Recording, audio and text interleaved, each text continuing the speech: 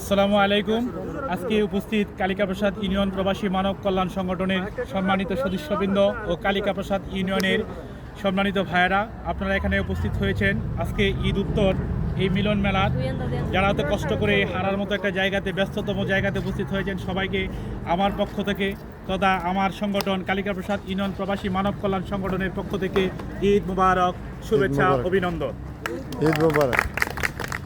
আপনারা ইতিমধ্যেই জেনেছেন, আমরা অনেকগুলো কথা বলেছি আমাদের সংগঠন থেকে। এই রমজান উপলক্ষে বিভিন্ন দেশে এই সংগঠনের সদস্যবৃন্দ ইফতার পার্টির আয়োজন করেছেন, বাংলাদেশে ইফতার পার্টির আয়োজন করেছেন, বাংলাদেশে অনুদানের ব্যবস্থা করেছেন। আমরা এখানে চেষ্টা করেছি অনুদানের ব্যবস্থা করতে। আমরা কিছুদিন পূর্বে আমরাও একটা ইফতারের আয়োজন করেছিলাম। আজকে এখানে যারা সমবেত হয়েছে, অনেক নতুন সদস্য আছে, তাদের উদ্দেশ্যে আমি কথা বলবো। এই জন্য কথাগুলো বলবো, আমরা যে সংগঠনটা করেছি, সংগঠনের জন্য একটা মূল জিনিসটা হচ্ছে একটা নীতিমালা। যদি সুনির্দিষ্ট কোনো নীতিমালা না থাকে তাহলে সংবিধানটা চলতে পারে না। আজকে হয়তো আমার কথার উপর সংগঠনটা চলতেছে, যেদিন আমি থাকবো না সেদিন কিভাবে সংগঠনটা চলবে? সেদিন চলবে পবিত্র নীতিমালা অনুসারে। আর আমরা এই সংগঠনকে পরিচালনা করার জন্য, সঠিকভাবে সংগঠনের কার্যক্রমকে অতিক্রান্ত করার জন্য আমরা একটা সংবিধান তৈরি করেছিলাম, মূলনীতি। এই মূলনীতিতে প্রথম হচ্ছে, আমি আবার গঠনতন্ত্রটা তুলে ধরছি, কালিকা প্রসাদ ইউনিয়ন প্রবাসী মানব কল্যাণ সংগঠন একটি অরাজনৈতিক, অলাভজনক এবং একটি মানবিক সংগঠন। এটার আমরা সকলের সম্মিলিত মতামতের ভিত্তিতে যে কোনো একটা কার্যালয় হতে পারে, হয় প্রবাসে অথবা দেশে। আমরা যারা বিভিন্ন দেশে আছি কমিউনিটিতে, আমরা যে কোনো এক স্থানে মিলিত হয়ে আমরা আলোচনা করব। এটা আমাদের অস্থায়ী কার্যালয়। আর আমাদের এই প্রবাসী মানব কল্যাণ সংগঠনের লক্ষ্য উদ্দেশ্য, আমাদের মূল লক্ষ্য হচ্ছে কালিকা প্রসাদ ইউনিয়নের অসহায়, এতিম, বিধবা, কঠিন রোগে আক্রান্ত রোগীর সেবা করা। কালিকা প্রসাদ ইউনিয়নের অনগ্রসর মসজিদ, মাদ্রাসা, এতিমখানা, বৃদ্ধাশ্রমের অবকাঠামো সংস্কারে সহযোগিতা করা। তাৎক্ষণিক প্রাকৃতিক দুর্যোগ সহযোগিতা, যেমন ঝড়, জলোচ্ছ্বাস, নদী ভাঙন ইত্যাদি কাজে সহযোগিতা করা। অসহায় জনগোষ্ঠীর কল্যাণে কাজ করা, মানবতার কাজকে এগিয়ে নিয়ে যাওয়া, গুণীজনের সংবর্ধনা দেওয়া এবং অত্র সংগঠনের অ্যাক্টিভ সদস্যদের মা বাবা, স্ত্রী সন্তানের মৃত্যু হলে, যদি আমাদের সংগঠনের কোনো নিকটতম আত্মীয়, কারো মা বাবা, স্ত্রী, সন্তান মৃত্যুবরণ করলে আমাদের সংগঠনের পক্ষ থেকে দোয়া বা মিলাদের ব্যবস্থা করা। ইতিমধ্যে আমরা করেছি, আমাদের সভাপতির বাবা মারা গিয়েছিল, আরেকজন সদস্যের বাবা মারা গিয়েছিল, আমরা মিলাদের ব্যবস্থা করেছি মসজিদে।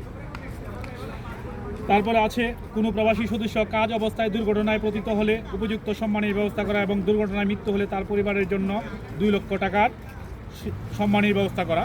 এই বিষয়ে আমি একটা কথা বলতে চাই। আমরা যারা কনস্ট্রাকশন লাইনে কাজ করি, যে কোনো মুহূর্তে আমরা দুর্ঘটনায় পতিত হতে পারি, তখন আমাদের বেতন বন্ধ হয়ে যায়, পরিবার চালানো কষ্ট হয়ে যায়। এই ক্ষেত্রে যদি আমাদের সংগঠনের সদস্য হয়, আমি কথা দিচ্ছি এবং আমার সংগঠন কথা দিচ্ছি, আমাদের যথেষ্ট ফান্ড রয়েছে, এখান থেকে আপনার পরিবারের ভরণ পোষণের ব্যবস্থা করবো ইনশাআল্লাহ। বলেন আলহামদুলিল্লাহ। ইনশাআল্লাহ, আল্লাহ না করুক, কিন্তু যদি হয়ে যায় আমরা ইনশাআল্লাহ করব। এবং কোনো প্রবাসী যদি এই থাকাকালীন অবস্থায় যদি মৃত্যুবরণ করে, তার পরিবারটা অসহায় হয়ে পড়ে, তখন ওই পরিবারের জন্য এককালীন 2 লক্ষ টাকা দেওয়া হবে। এই 2 লক্ষ টাকা যদি তার পরিবারের হাতে থাকে, এই 2 লক্ষ টাকা দিয়ে যে কোনো একটা বিজনেস বা একটা কাজ, যে কোনো কার্যক্রম করে তার সংসারটাকে এগিয়ে নিয়ে যেতে পারবে।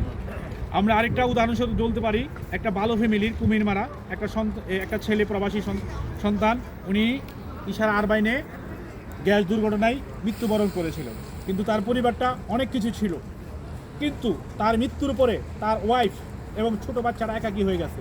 তখন পরিবারের সদস্য কেউ তার পাশে নাই। ওই পরিবারের কোনো এক সদস্য আমাদের কাছে বারবার ফোন করছিল তাদেরকে সহযোগিতা করার জন্য। ইনশাল্লাহ আমরা করবো, যদিও সমস্যা নাই। কিন্তু উনি যদি আমাদের সংগঠনের সদস্য হইতেন, তো এককালীন বিনা বাধায় তাকে আমরা 2 লক্ষ টাকা দিতে পারতাম। তো আপনারা এখানে অল্প অল্প টাকা দিয়ে আমাদের সাথে শরীক থাকবেন। আল্লাহ না করুক, যদি এই দুর্ঘটনা পতিত হয়, ইনশাল্লাহ আমরা এককালীন 2 লক্ষ টাকা দেবো, যেটা ফাইজুদ্দিও বলে গেছে।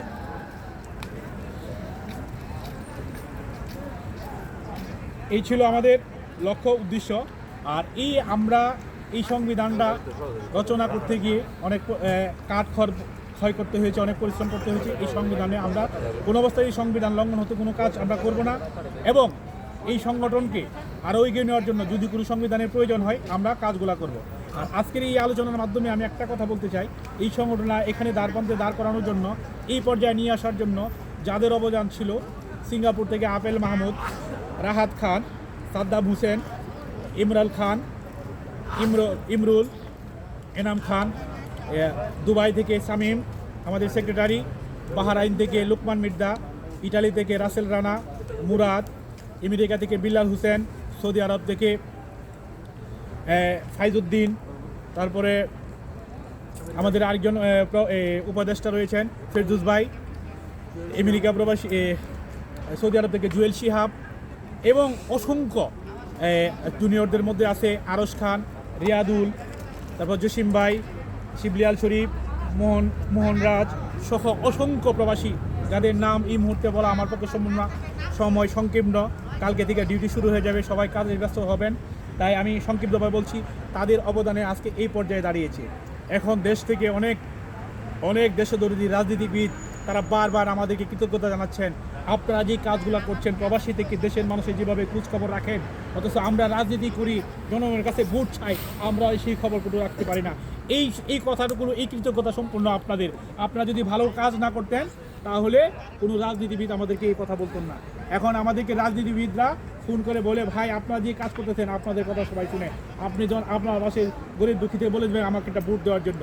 তো আমরা যদি প্রবাসীরা ঐক্য থাকি, একতা থাকি, আমরা যে কোনো কাজ করতে পারবো। আর আমরা প্রবাসীরা কোনো দল করি না, আমাদের জন্য সকল দল সমান। বিভিন্ন পার্টি করে, বিভিন্ন পার্টি করে, আমরা কোনো দলের ধারধারি না। আমাদের লক্ষ্য একটাই, কাজটা হচ্ছে গরিব, অসহায়, দুস্থ রোগীর পাশে দাঁড়ানো, আমাদের হালাল উপার্জন থেকে। আমরা কারো পাওয়া ছাড়া দালাল না, আমরা আমাদের উপার্জন থেকে আমরা কাজগুলো করি। এই কাজগুলো আমরা ঐক্যবদ্ধভাবে করব। আর একজন প্রবাসী যদি আপনার বন্ধু বান্ধব কেউ যদি অসহায় থাকে, কারো যদি সুযোগ থাকে, আপনাদের যদি বিনীত অনুরোধ আপনাকে সহযোগিতা করবেন। যে আপনি যাকে সহযোগিতা করবেন কোনো একদিন সে আপনাকে সহযোগিতা করবে ইনশাআল্লাহ।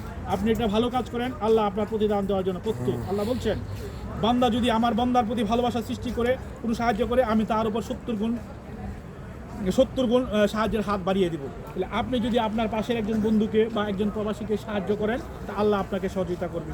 আমার বাস্তব প্রমাণ, আমি যতদিন থেকে এই সংগঠনের সাথে জড়িত হয়েছি, সংগঠনের অসহায় মানুষের পাশে দাঁড়িয়েছি, আল্লাহ আমার উপরে রহমত বরকত নাজিল করছেন, এবং আলহামদুলিল্লাহ আমি ভালো আছি, আমার সন্তানরা ভালো আছে।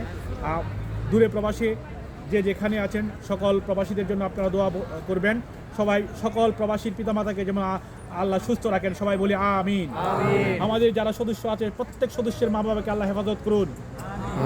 আমাদের সংগঠনের সদস্য যাদের পিতামাতা দুনিয়াতে নাই, তাদেরকে আল্লাহ কবরে আযাবকে মুক্তি করিয়া দিন। আমাদের যারা বর্তমানে নতুন যারা আছে, যারা অসহায় আছে, কাগজপত্র পায় না, ইটালিতে যারা আছে, ইউরোপে, তাদেরকে কাগজপত্র ব্যবস্থা করে দিন। সৌদি আরবে যারা এখনো কাজ পায় না, তাদের কাজের ব্যবস্থা করে দিন। যারা এখনো বেতন পাচ্ছে না, তাদের বেতনের ব্যবস্থা করে দিন। আমরা যেন সকলে সম্মিলিতভাবে কাজগুলো করে যেতে পারি, সংগঠনের ভালো কাজগুলো করে যেতে পারি, আমাদেরকে আল্লাহ তৌফিক দান করুন। সবাইকে আল্লাহ ভালো রাখুন।